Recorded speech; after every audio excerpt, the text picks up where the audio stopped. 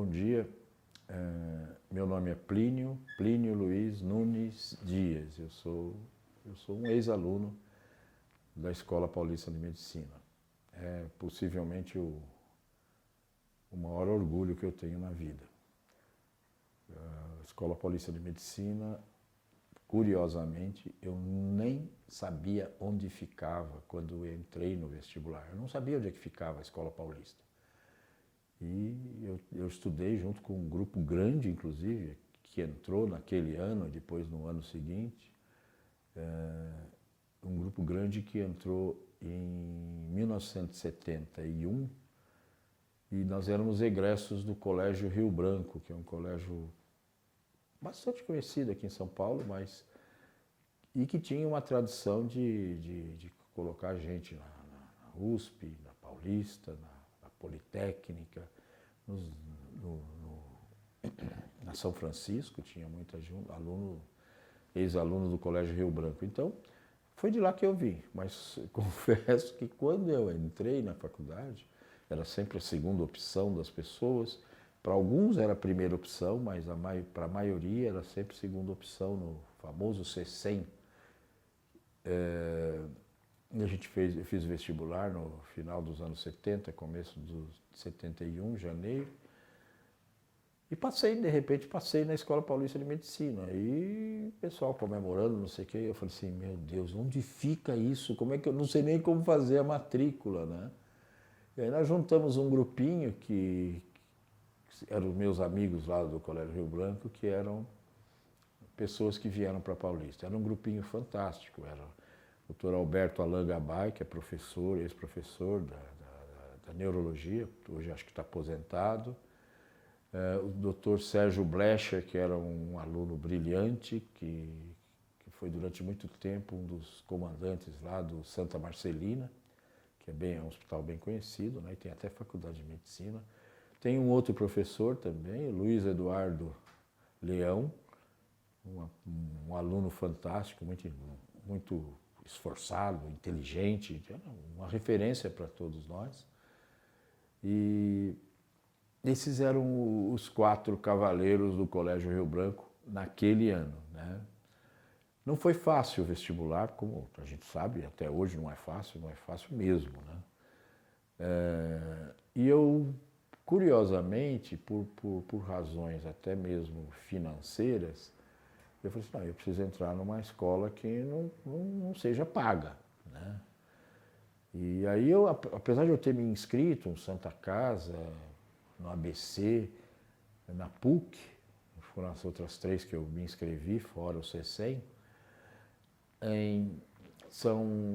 eu acabei nem compareci no vestibular, porque não fazia muito sentido para mim fazer o vestibular em escolas que eu realmente, se eu passasse, eu ia tentar no ano seguinte alguma faculdade dessas públicas, e pior, eu tinha que entrar aqui em São Paulo, porque aqui em São Paulo eram 3 faculdades. A primeira era a mais escolhida, era a USP, que todo mundo colocava como primeira opção. Depois vinha a Escola Paulista de Medicina e em terceiro lugar vinha uma outra chamada, eles chamavam de experimental, Faculdade de Medicina da USP Experimental. Não sei por que chamava experimental, era para ser diferente, mas isso, os alunos que foram nessa faculdade, quando chegou lá pela metade do curso, eles foram unificados e todo mundo virou aluno da USP. Aqui na Escola Paulista o início foi extremamente glorioso, porque eu podia até não conhecer a escola na hora que eu cheguei aqui na porta, né, que me ensinaram a chegar aqui, porque eu não sabia nem como vinha para cá, né? Na época eu tinha um Fusquinha, que carregava inclusive os colegas, um Fusquinha cabia um monte de gente, né? A gente morava em bairro próximo um do outro e a gente vinha pela 23 de maio e chegava aqui, e eu aprendi isso logo no primeiro dia, quando a gente fez a matrícula. Depois vieram as primeiras aulas, veio o trote, né? O famoso trote. E o trote tem uma primeira história curiosa no meu caso, né? Nós estávamos ali na Botucatu, aí nós chegamos ali, o pessoal juntava a gente como se fosse um cantinho lá, um calabouço, e os caras jogavam água na gente, os veteranos, né? Mas não eram todos veteranos, geralmente eram os do segundo ano que tentavam fazer isso, né? E eu fui abordado por um pessoal do quarto e do terceiro ano, e aqui eu quero destacar pelo menos 2 colegas, o Antônio Roberto Batista, que eu não sei se vocês chegaram a entrevistar, o Antônio Roberto Batista, que é da turma 36, e o Sérgio Talarico, que é da turma 37, que é dermatologista, foi professor na Dermato, e já eu acredito que o Talarico esteja aposentado. Se eu não falar que ele também era dos astros do handebol da escola, ele vai ficar bravo comigo. Mas enfim, essas pessoas me cercaram, e esses dois, eles disseram, não, o que você está fazendo aqui? Você é o tal do Plínio? Eu falei assim, meu Deus do céu, já descobriram meu nome aqui, eu estou ferrado, né? Eu achei que ia ser um problema, e não era um problema. Me levaram, me tiraram ali daquela situação, me tiraram da situação ali da frente, tomando água, me levaram diretamente para a Atlética, e chegando lá me deram um agasalho da escola, um agasalho acho que usado, mas tudo bem, de qualquer forma era melhor do que ficar com a roupa molhada, né?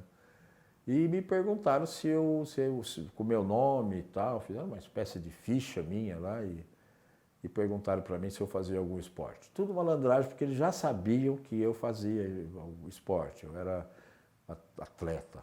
É atleta, de qualquer forma, eu era atleta dito federado, né? Eu jogava já em competições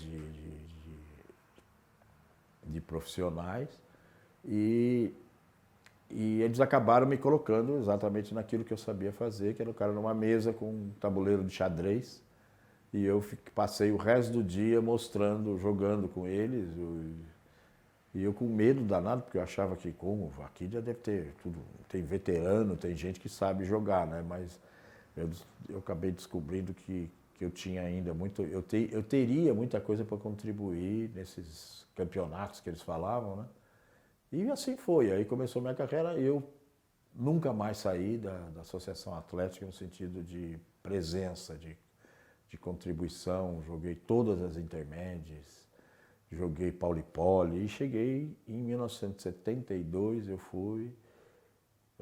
é chato falar isso porque a gente fica parecendo que a gente é vaidoso, mas não é, não é, é uma coisa que eu tenho que contar, senão o pessoal vai inclusive me alugar, dizendo que por que você não falou, né?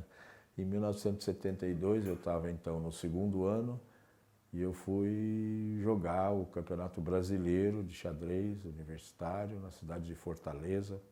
Fui convocado pela FUP, que eu não sei nem se existe FUP ainda.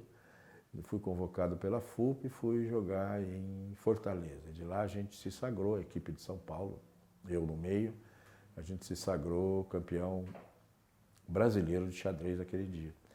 Naquela época, foi em julho. Aqui cabe uma outra história, há uns 2, 3 meses antes eu tinha sofrido uma fratura de tíbia exposta, tratada orgulhosamente pelos professores da Escola Paulista de Medicina, que me atenderam, e aí eu tenho que falar no Zé Ernesto, meu amigo, cirurgião de tórax, professor da escola também, o José Ernesto, tenho que falar também no Fernando Ferraz, que era da neurocirurgia, que estava de plantão como R1 ou R2 ou coisa assim, naquele dia que eu cheguei no Hospital São Paulo, no pronto-socorro, e fui atendido por eles. Quem me operou depois de uma semana foi o Dr. João Vernieri, que também era professor da escola, ou seja, eu fui tratado como um rei, um príncipe, era uma coisa que isso me bate orgulho, eu nunca mais vou esquecer o nome dessas pessoas, são muito importantes para mim, me operaram. Só que eu fiquei com um gesso pelvipodálico, e como é que eu ia jogar, né? Como é que eu ia para Fortaleza com aquele gesso, né? Mas fui, tomei um avião e fui. Perdi uma prova para poder ir a Fortaleza, que antes de viajar eu fui conversar com a professora Catarina Brandi, que era a professora, a chefe lá da bioquímica. Essa foi a pessoa mais humana que eu conheci em toda a minha vida. Ela falou assim: Plínio, a escola não pode perder uma representação dessa em nível nacional. O São Paulo vai precisar de você, uma coisa desse tipo, né?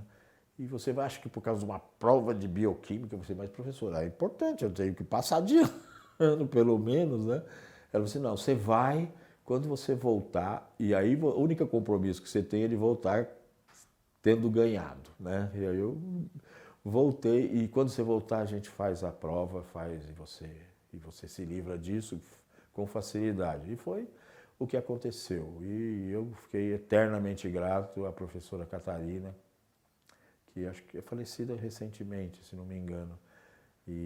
Mas eu tinha um carinho enorme por ela. Não é para menos, né, o que aconteceu. Bom, assim os anos de graduação foram passando, veio o ano que a gente se estabeleceu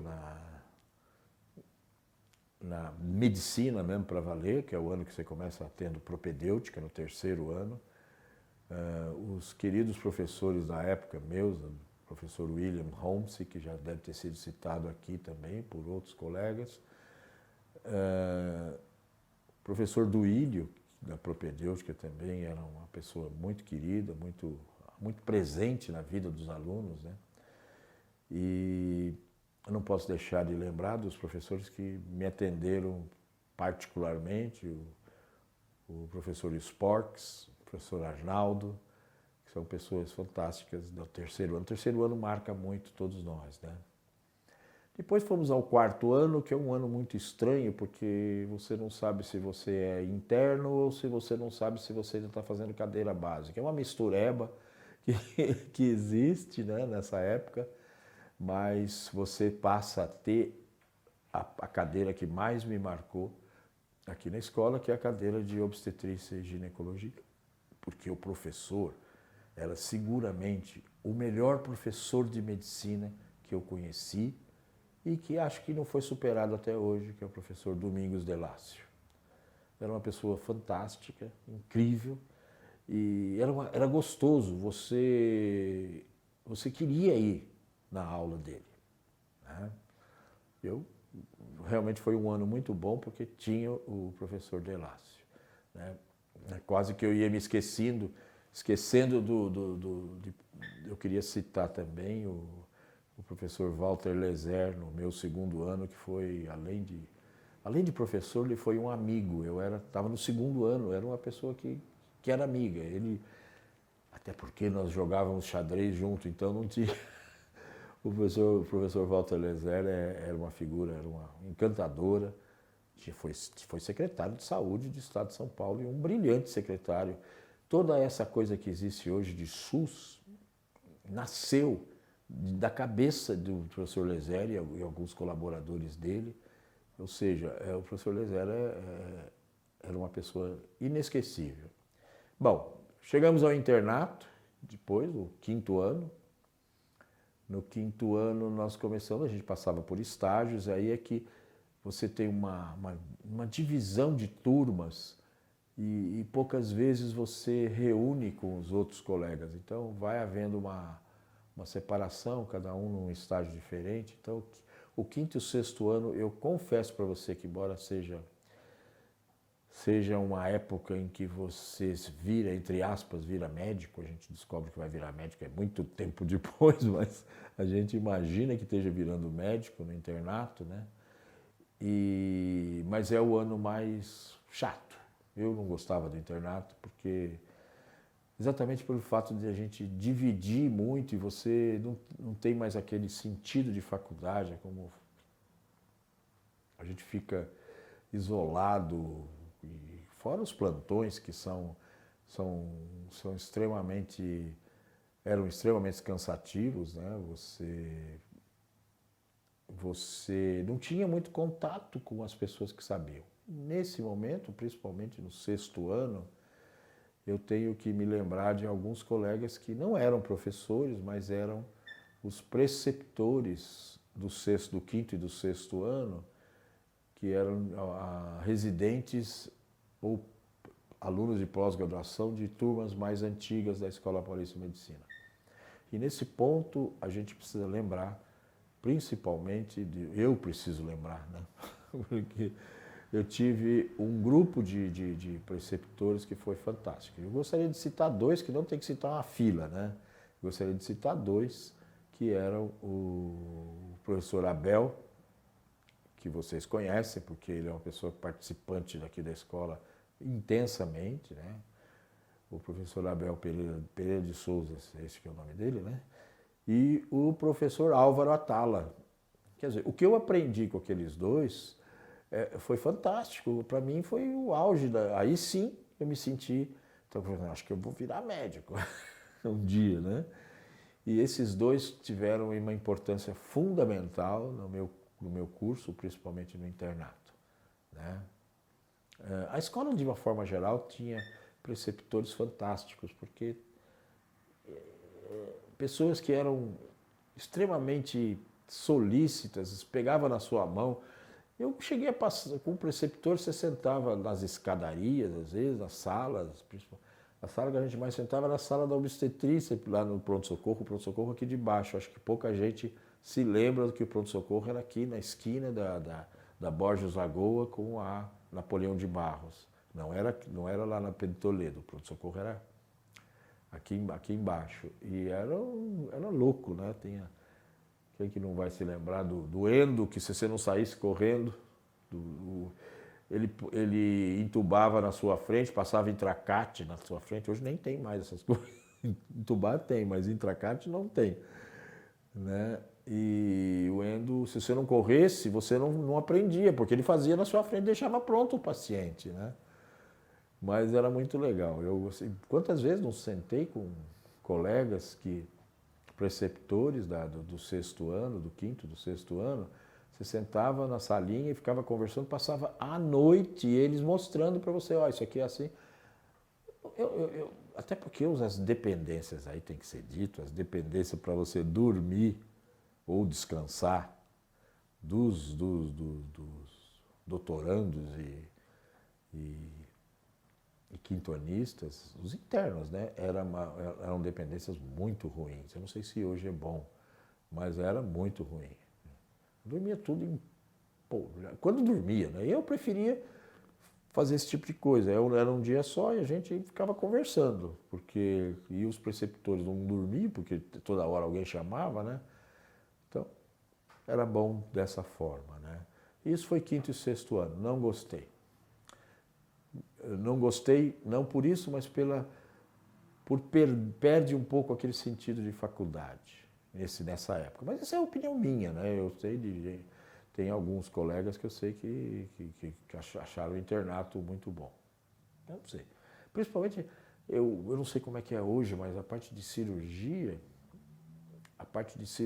não era um internato bom. Você via pouco de cirurgia, ou eu que não gostava mesmo, então não via, mas pode ser que a culpa seja minha, mas de qualquer forma, a cirurgia não foi um momento bom. Depois veio a parte de residência e eu fui para neurologia, né? Neurologia clínica. E aí, por influência total e absoluta por um ex-professor aqui da Escola Paulista de Medicina, que era o professor Luiz Augusto Franco de Andrade. Eu não sei se ele foi citado em algum momento aqui, mas se não foi, deveria. Ele não era formado aqui na escola, mas era uma pessoa muito, muito importante, né? E a influência dele me fez querer ser neurologista, né? E foi assim. Entramos, depois eu fazia neurologia enquanto estagiário ainda. E no meio do caminho eu falei assim, bom, eu preciso fazer residência.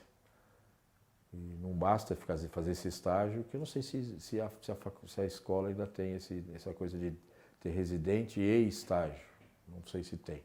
Mas eu fui fazer. Aí eu fiz a prova de residência e depois de algum tempo de neurologia eu voltei para fazer clínica médica.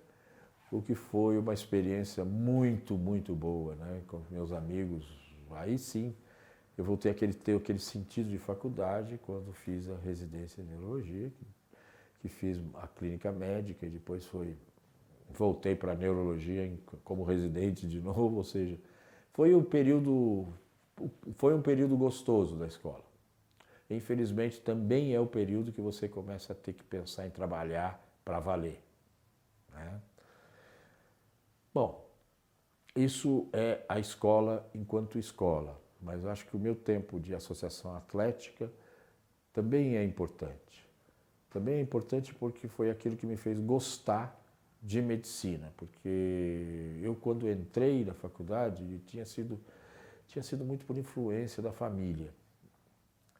Não posso deixar de lembrar que eu tinha um tio, que era irmão da minha mãe, que era o professor titular da cadeira de neurocirurgia aqui na escola, que era o professor Aloísio de Matos Pimenta.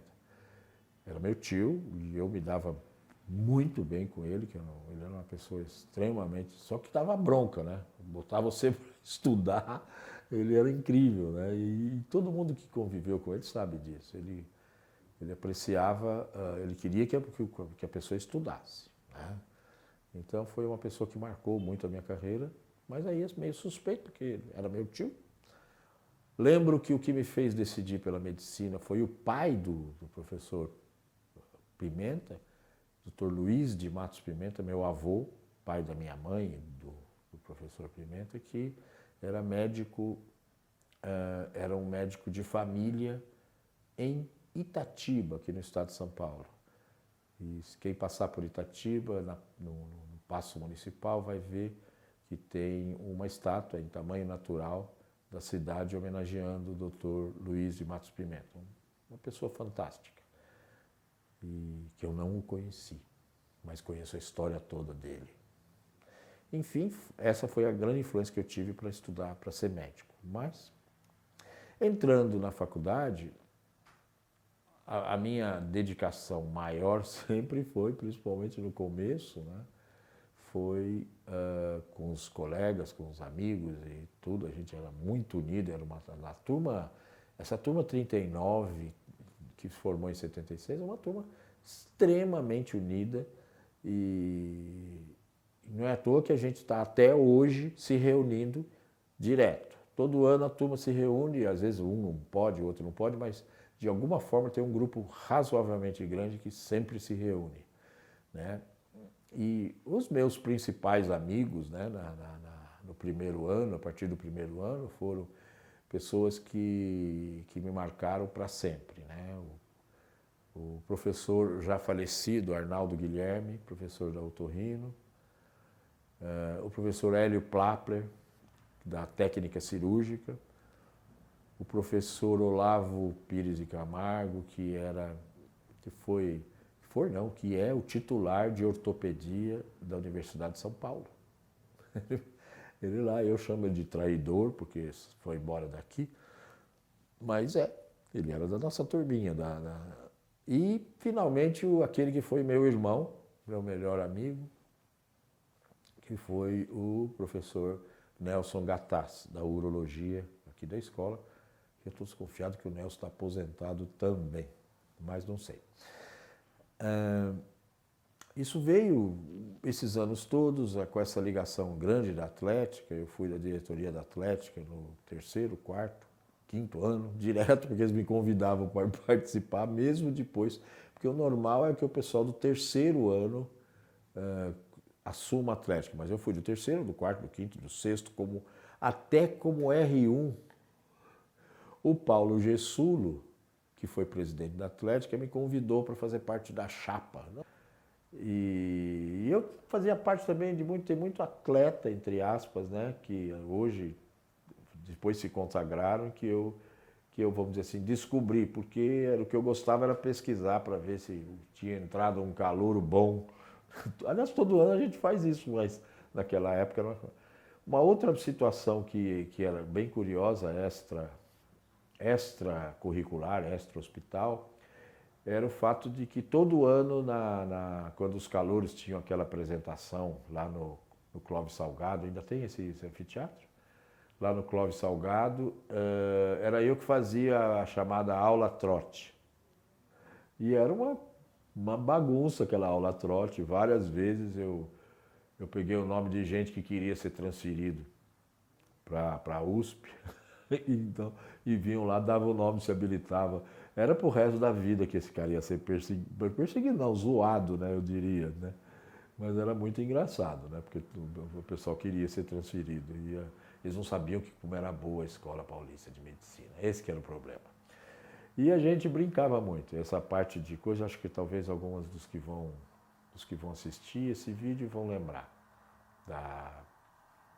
Vão se lembrar da aula trote que eu dava.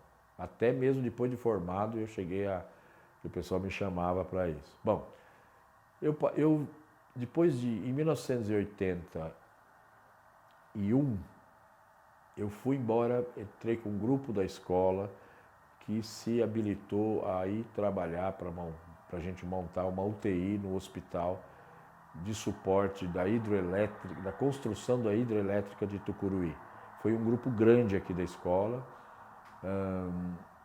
e eu achava isso fantástico. E até mesmo a neonatologista, para mim, a melhor de todos, símbolo da escola, que era a doutora Célia, a gente chamava ela de Celinha, porque ela era bem pequenininha, mas ela era ótima. Ela foi para Tucuruí com a gente também. Eu acho incrível. E foram alguns outros, né? E a gente gostou, foi uma coisa muito gostosa. E aí, só que na hora de voltar, eu já não conseguiria me adaptar à cidade de São Paulo. E aí eu fui embora com a cara e com a coragem, eu fui embora para a cidade onde residia a família da minha esposa, que, por sinal, também é formada aqui na Escola Paulista de Medicina, da turma 41. Né? E que é uma turma, aliás, é uma turma que eu guardo boas lembranças, primeiro porque me emprestaram uma colega deles para cuidar de mim. Então estava bem razoável isso. Mas é uma turma que tem uma presença muito forte aqui mesmo, ligado ao Hospital São Paulo, a EPM. E é uma turma que eu tenho uma ótima lembrança, a turma 41. Bem, e assim eu fui parar na cidade de Cruzeiro, que é aqui no Vale do Paraíba. Quantos ex-alunos da Escola Paulista tem lá? Nenhum. E aí você começa a descobrir o que é a escola. É um respeito fantástico pelo nome EPM. É um respeito, dá orgulho ver como as pessoas vêm te perguntar as coisas. Como é que é isso aqui? Mas pessoas, às vezes, até de mais idade, vêm perguntar isso. O que é isso aqui? O que você acha disso? O que acha aquilo? Eu cheguei no dia seguinte, no hospital, eu já estava cuidando de 3 doentes que estavam lá de forma crônica, que o pessoal não dava conta. Ele disse, não, o Plínio resolve. Eu resolvo. Eu tinha, apesar de ter de algum tempo já de formado, tinha uns 5 anos de formado, 5, 6 anos de formado, eu entendia que eu ainda tinha muito pouca experiência prática, principalmente para pegar caso complicado. Mas, graças ao que a gente tinha por trás da gente, que era a Escola Paulista de Medicina, porque eu às vezes passava a mão no telefone, conhecia todo mundo aqui, né? E que ainda não estava aposentado, né? Ligava, escuta, eu tenho um caso assim, ou seja, você resolve tudo. Então, só para vocês terem uma ideia, o Medina estava apontando como um expoente da nefrologia, lembra? Eu acho que o Medina está aposentado também, né? Mas o Medina é o maior orgulho, né, da escola. Enfim, é bom ser da escola, sabe por quê? Porque abre as portas. Abre as portas porque todo mundo respeita.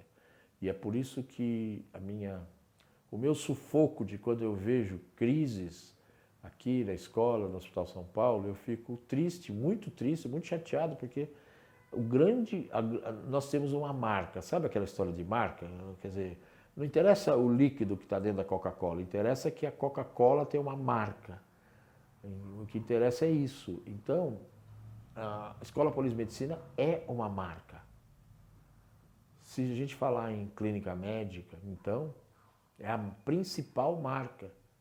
Os ex-médicos e os ex-professores da Escola Paulista de Medicina na área de clínica médica, eles são um orgulho para a escola, um orgulho para todo mundo que conviveu com eles, né? Só para citar alguns, o doutor Oswaldo Ramos, o professor Horácio Einstein, para citar dois apenas nessa área, o professor Delasco, que eu já citei aqui, o professor Pimenta, na neurocirurgia. É um orgulho danado, o professor Rato. O professor Rato já estava quase aposentando e ele saía com a minha turma para a gente ir para a farra, para a boate. Que tal? Então, olha que o convívio da escola, né, é fantástico. E a gente não pode deixar essa coisa cair. Não deixe, não vamos deixar a escola cair. Eu tenho o maior orgulho, eu não tenho... Nessa altura, eu já estou aposentado também, nessa altura da vida, nós não temos o direito de deixar essa escola cair. Acabar com essa coisa de que vai cair, não pode cair. Isso é um patrimônio do povo de São Paulo, do país. Essa é a Escola Paulista de Medicina, famosa em tudo quanto é lugar. Então, sei lá, eu acho que eu agradeço muito a tudo que vocês me deram. Tudo. Vocês me fizeram virar médico, coisa que eu não tinha nem certeza se queria para valer. Me fizeram virar médico e não importa, me fizeram virar médico. Vocês são ótimos. Agora, precisa continuar. A saga continua, né? O legado deve continuar. Enfim, muito obrigado por tudo.